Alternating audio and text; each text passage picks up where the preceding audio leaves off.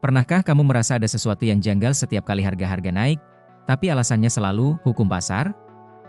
Video ini membuka sesuatu yang jauh lebih dalam, sebuah mekanisme yang selama ini tersembunyi rapi di balik data, perhitungan, dan kepentingan besar. Di sini, seorang menteri berdiri membawa angka-angka yang bukan hanya mengejutkan, tapi mengubah cara kita melihat sistem pangan di negeri sendiri.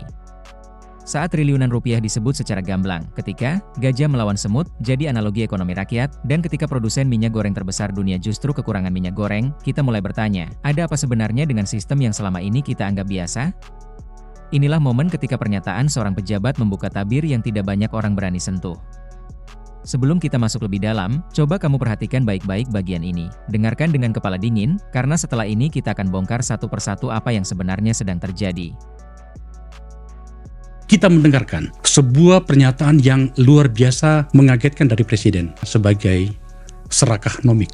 Ada beberapa kementerian di tubuh pemerintahan ini menerjemahkan itu dengan sangat tepat. Bagaimana serakah nomik itu mau diterabas. Salah satunya menteri yang sudah dua kali saya undang berbicara soal ini adalah Menteri Pertanian, Bapak Andi Amran Sulaiman. Siapakah gerangan orang-orang yang masuk pada kelompok serakah nomik itu hingga seorang presiden harus mengeluarkan bahasa itu? Ini pernyataan presiden, ada kira-kira dalam angka itu ada 100 triliun tiap tahun. Mohon dijelaskan kepada kami Pak Menteri, sebenarnya apa yang terjadi menyangkut dengan isu ini?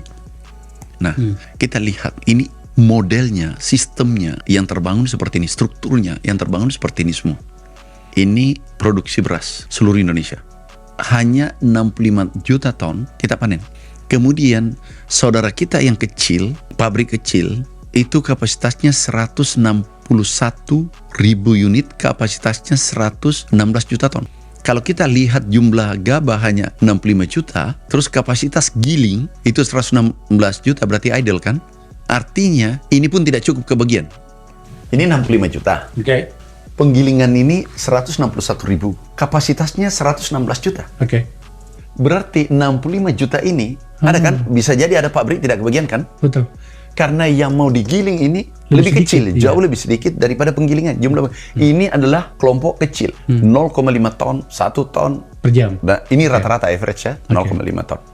Sekarang datang konglomerat, 2 ton per jam, 20 ton per jam. Kapasitasnya berapa? 50 juta ton. Kalau dia makan 100% ini, Enggak kebagian ini. 15 juta ton dibagi ini. Oke. Oh, oke. Ini mati kan? Mati nggak? Ya, ya. Inilah yang berteriak kemarin. Oke. Caranya adalah, kalau ini beli 6.000, ini beli 6.500. Kalau ini beli 7.000, ini beli 7.500. Enggak akan pernah kebagian. Nggak pernah kebagian. Strategi mematikan si kecil. Inilah Serakonomics. Kemudian ini triliunan modalnya. Ini hanya 10 juta, 5 juta, 20 juta. Ini gajah diperhadapkan dengan semut, keinjak semua. Terus berikutnya, ini dia menjual 18.000 per kilo. Nah, aku minta nih dengan hormat kepada mereka, bergeraklah di sektor lain, industri, katakanlah bangun smelter, bangun pabrik. Jangan masuk di ekonomi karena ekonomi rakyat kecil. Ini adalah saudara kita yang tidak mampu. Dan ini adalah disubsidi pemerintah. Subsidinya adalah 150 triliun. Kalau ini diambil 60% atau 50% saja, ini kan bisa ambil 70%. Benar nggak? Yeah. Karena tidak mampu persen yang kecil kan? Betul. Dari 60 juta, 50%. Artinya apa? Dia untung 5.000 per kilo. 20 juta diambil saja. Dengan itu selisih berapa? 5.000 saja. itu 100 triliun. Ditersangkakan ada 46 hari ini. Jadi ini adalah mekanisme pasar. Inilah neolib. Inilah kapitalis dan membunuh yang besar, membunuh yang kecil. Yang terjadi di lapangan, ini yang tersangka. Aku ambil sampel nih. Ini merek yang tersangka. Itu pecahannya artinya menir. Ukuran patahan berasnya. Petahan berasnya berarti ini kan menir makanan ayam. Dikemas bahwa ini adalah premium. Wah, kalau itu kriminal itu. Ini pidana sudah itu. Ini pidana sudah tersangka. Nah, inilah yang terjadi sekian lama. Satu adalah kejahatan, tadi adalah membunuh dengan dalil bahwa ini adalah liberal, neolib, yang mana kuat itu yang membunuh yang lemah, mematikan yang lemah. Clear kan? Clear. Nah, kalau ini harusnya ini 8.000 harganya karena brokernya tinggi. Itu aku anggaplah 12.000. Dia jual 17.000. Ini bukan keuntungan, penipuan kan? Pidana. Pidana. Selisih 10 triliun. 2 juta saja dijual, selisih 10 triliun. Kalau 20 juta berapa? 100 triliun Pak kan? Menteri, saya terganggu ini. Sudah berapa lama ini terjadi? Iya pasti sudah lama. Ini brand ini yang 10 ini Pak Menteri, Iya. itu masing-masing salah satu dikelola oleh salah satu konglomerasi atau pemodal besar, atau malah itu bahkan itu pun didominasi Jadi ini adalah, maaf ya, keserakahan. serakanomik. Dan kapan kita bisa perbaiki ini republik? Karena mereka punya pendukung. Katakanlah orang ini sudah lama menikmati, sudah berapa tahun. Saya sedang menimbang-nimbang Iya. berapa kekayaan mereka ini sekarang. Oh kaya banget. Kayak begini, kalau 100 tiap tahun itu baru beras tuh. Kira-kira kalau 10 tahun berapa? 1000 T kan? Banyak itu. Iya baru satu. Kita lihat komoditas yang lain. Kita lihat minyak goreng itu adalah Indonesia produsen nomor 1 dunia. Masih ingat 3 tahun 4 tahun yang lalu langka? Tidak ada minyak goreng. Masih ingat kan? Ya. Indonesia 58. Sebagian Malaysia dari kita. Berarti 60% kita kuasai dunia. Tetapi minyak gorengnya langka. Anomali itu. Ini sawit. Yang lainnya ada berapa komoditas semuanya yang mereka kuasai? Itu ada 48 kabupaten naik. Kami turunkan. Setiap kabupaten ada tim kerjasama Bulog dengan Reskrim. Operasi pasar dan penindakan. Minyak goreng, kami pantau seperti ini. Yang naik harga di 4 Oktober itu 51 kabupaten. Dari 514. Jadi kami kawal terus seperti ini. Kita pasang lagi orang di sini. Sampai turun.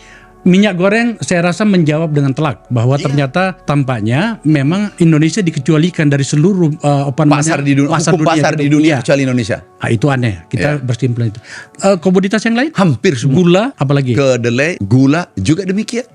Jadi hampir semua. Yang kita harus selesaikan adalah satu persatu, maaf ya, kita geser ini, berikan ruang rakyat kecil untuk berdaya sejahtera. Tani, kemudian penggilingan kecil, gula adalah petani tebu, kemudian petani kedelai, petani jagung. Kita beri ruang. Caranya adalah HPP, beras dinaikin 6.500. Kemudian ada HET. Harga eceran tertinggi. Eceran tertinggi. Kemudian harga pembelian pemerintah. Sekarang tahu hasilnya, NTP kita naik. Nilai tukar petani, kesejahteraan petani naik 124%. Nah, nih, ini tertinggi. Dulu aku masih ingat, pertama jadi menteri ini cuma 98%. Artinya rugi kan petani kita. Iya. Nah, sekarang masuk 114. Alhamdulillah.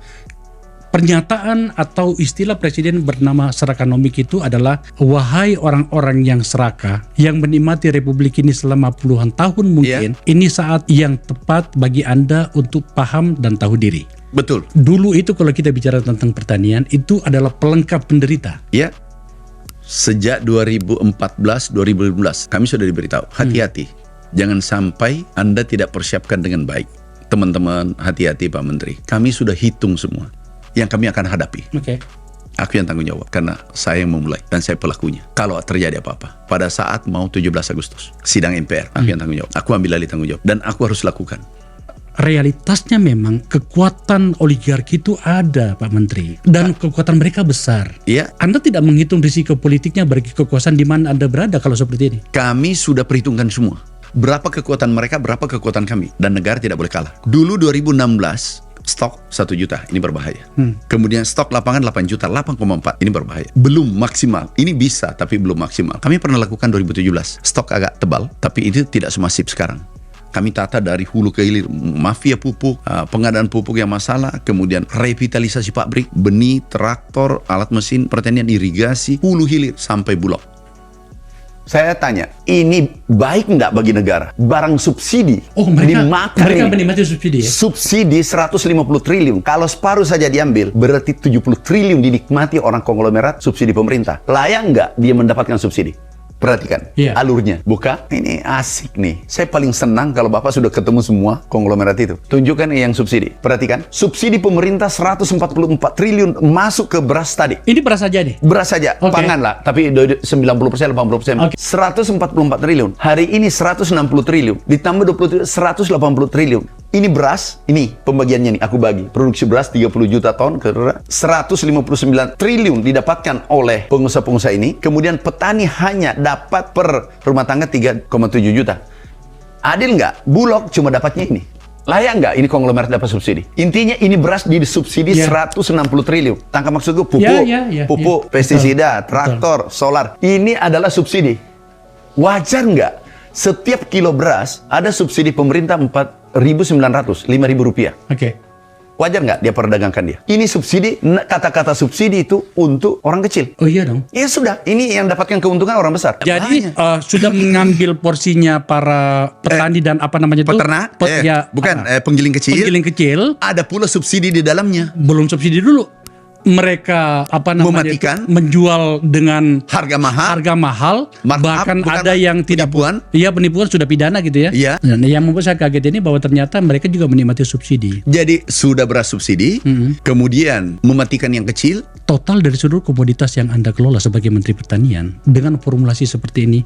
Saudara kita konglomerat adalah saudara kita. Kita ini mencari investor. Oke. Kita dukung, tapi jangan masuk di ruang ekonomi rakyat kecil. Ini rakyat ini yang 100 juta. 100 juta ini disubsidi oleh negara. Kalau dia masuk, terganggu nggak? Terganggu, mati. Bukan terganggu, mati. Kalau mati, bagaimana anak istrinya? Dia pinjam uang 10 juta, 5 juta. Kreditnya macet, dan seterusnya. Ini bisa berpikir lain. Bisa jadi teroris, bisa jadi penjahat. Macam-macam bisa dilakukan. Yang bisa menurunkan, kalau ini kita tobat massal. Tobat? Massal. Anda sudah menjawab kenapa sampai Presiden mengeluarkan istilah dan atau penyebutan yang luar biasa ekstrim itu. Ekonomik. Pak Menteri. Makasih. Thank you ya. Iya. Terima kasih telah menyaksikan percakapan ini. Tahun 2022 menjadi tonggak sejarah. Setelah 2 tahun penuh ketidakpastian, Vietnam membuktikan dirinya bukan sekedar negara bertahan. Ia adalah negara yang bangkit dengan kekuatan baru. Pertumbuhan produk domestik bruto atau PDB mencapai 8,1%, level tertinggi sejak 1997. Tentunya sebuah pencapaian yang menjadikan Vietnam sebagai salah satu ekonomi dengan performa terbaik di dunia. Ton. Kebangkitan ini tidak terjadi secara kebetulan. Vietnam menata ulang strategi ekonominya, memperkuat industri ekspor, memperluas sektor manufaktur bernilai tinggi, dan mengundang para investor global untuk menanamkan modal jangka panjang. Sementara pemerintah meluncurkan program pemulihan dan pengembangan sosial ekonomi, sebuah paket kebijakan besar yang mencakup percepatan pembangunan infrastruktur, digitalisasi layanan publik, serta dukungan keuangan bagi usaha kecil dan menengah. Angka triliunan bila terjadi pada skala puluhan juta ton. Di sisi lain, stabilitas makroekonomi dijaga dengan ketat. Inflasi tetap terkendali di kisaran 3,2%. Nilai tukar relatif stabil dan cadangan devisa terus meningkat. Lembaga pemeringkat dunia seperti Moody's, Fitch, dan S&P memberikan sinyal kepercayaan dengan menaikkan rating kredit Vietnam. Ini merupakan sebuah pengakuan bahwa negeri ini telah bertransformasi dari negara berkembang yang rapuh menjadi ekonomi yang tangguh dan berdaya saing. Bukan hanya regulasi yang dibutuhkan, tapi keberanian menyongsong era digital dan investasi global. Sekadar menjadi penonton di rumah sendiri.